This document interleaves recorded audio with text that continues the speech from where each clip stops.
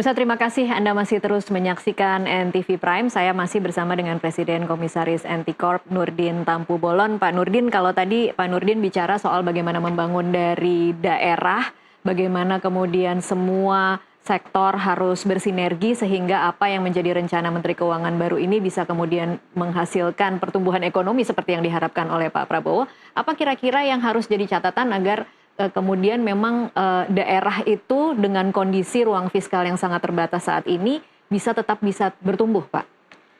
Jadi ekonomi kerakyatan itu sesuai dengan cita dari Presiden Prabowo itu adalah membangun Indonesia dari desa.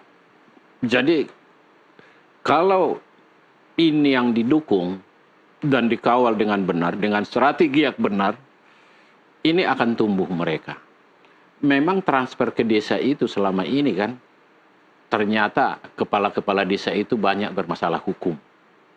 Nah, ini menjadi pelajaran.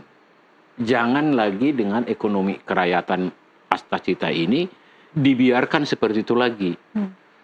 Kalau Pak Prabowo, Presiden kita sudah mencanangkan suatu wacana dan sudah menjadi salah satu menjadi cita dan strategi yang akan dilakukan, semua pihak harus mengawal itu.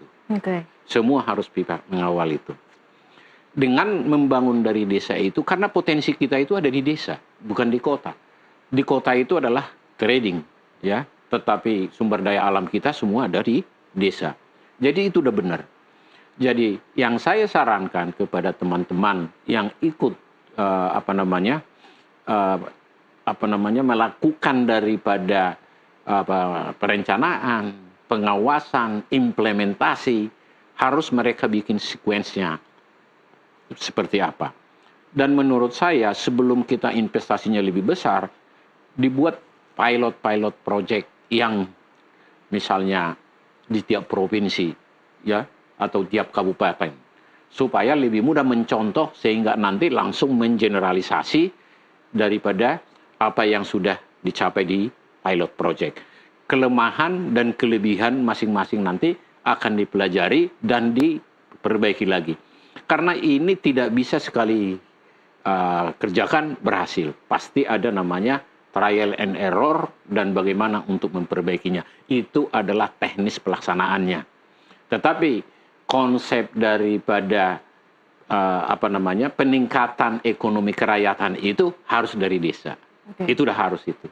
Apakah itu koperasi merah putih tadi, apakah itu tadi sekolah rakyatnya, apalagi nanti yang perlu secara khusus sumber daya apa yang ada di sana, itulah yang harus kita kembangkan bersama. Seperti itu.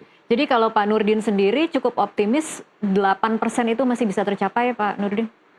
Apabila seperti apa saya katakan tadi itu, ya, stabilitas politik pemerintahan itu stabil, ya kan?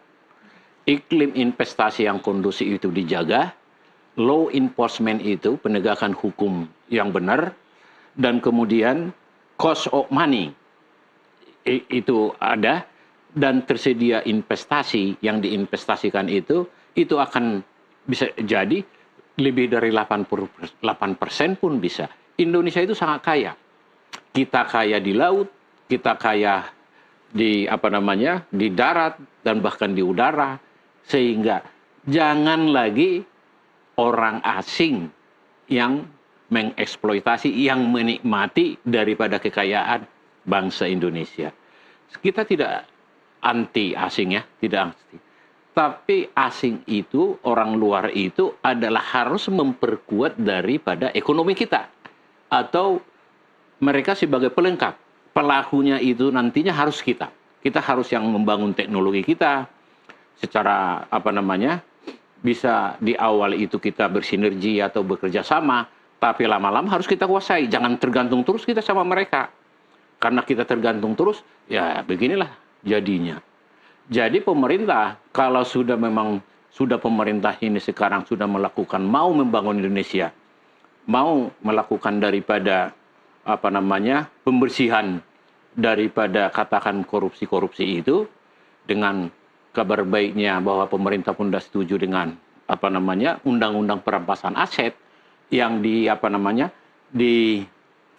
disuarakan oleh para mahasiswa maupun teman-teman lainnya yang ikut berdemo.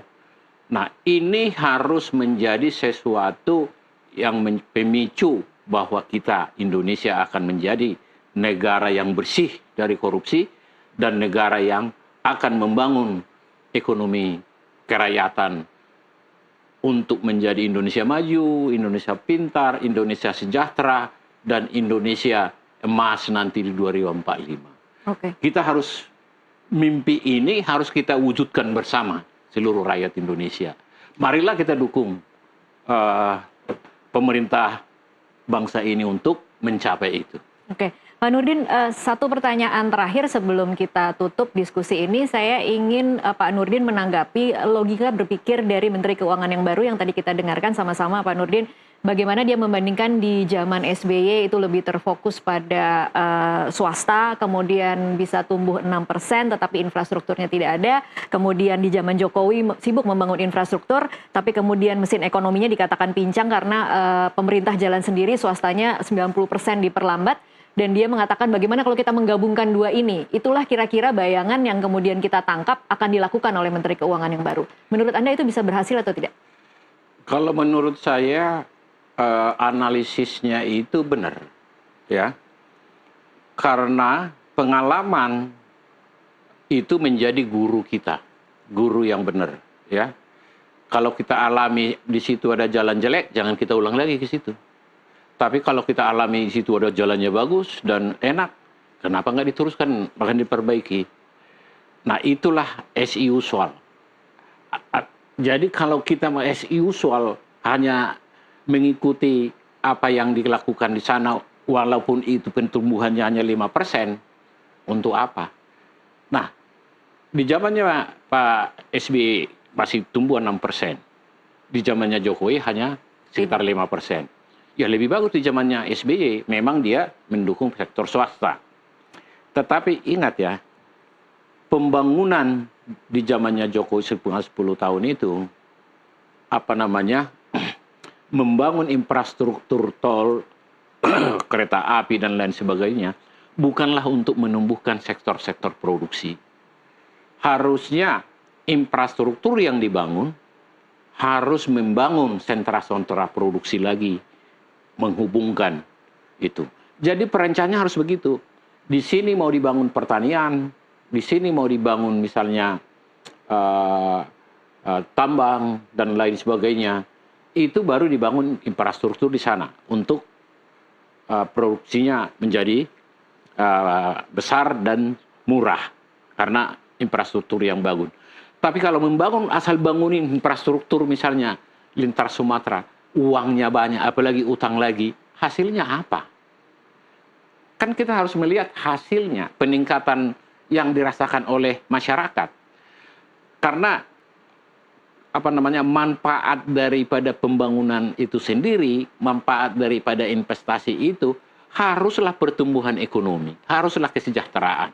Bukan hanya untuk dilalui jalan-jalan enak seperti itu, tapi masyarakat tetap miskin. Bukan seperti itu. Nah, kalau kita lakukan sekarang pembangunan infrastruktur dalam mendukung sektor-sektor produksi, apakah itu dilakukan swasta, apakah pemerintah, itu harus betul-betul selektif dan melihat hasilnya. Jadi investasi kita itu harus kembalinya lebih besar dan lebih banyak lagi. Jangan tidur investasi apalagi utang nanti. Itu namanya menaikkan utang banyak, dan itulah yang kita alami saat ini. Iya. Utang yang kemarin itu jadi beban kita, jadi bebannya Pak Prabowo. Iya kan? Jadi ya kita harus belajar dari situ. Nah, bahasanya dari Pak Parbuaya itu, saya kira salah satu itu. Iya.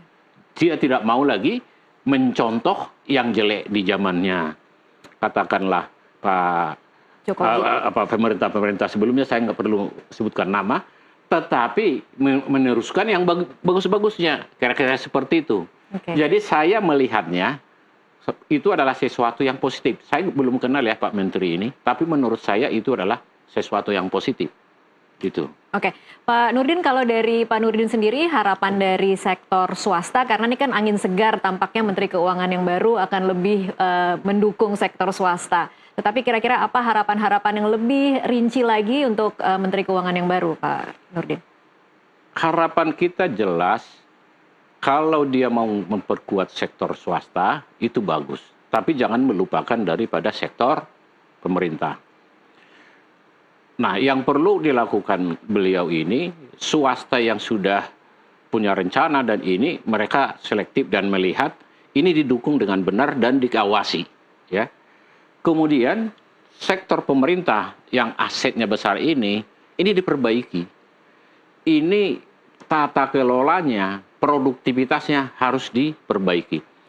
Nah, untuk itu, Pak Menteri Keuangan itu nggak bisa sendiri.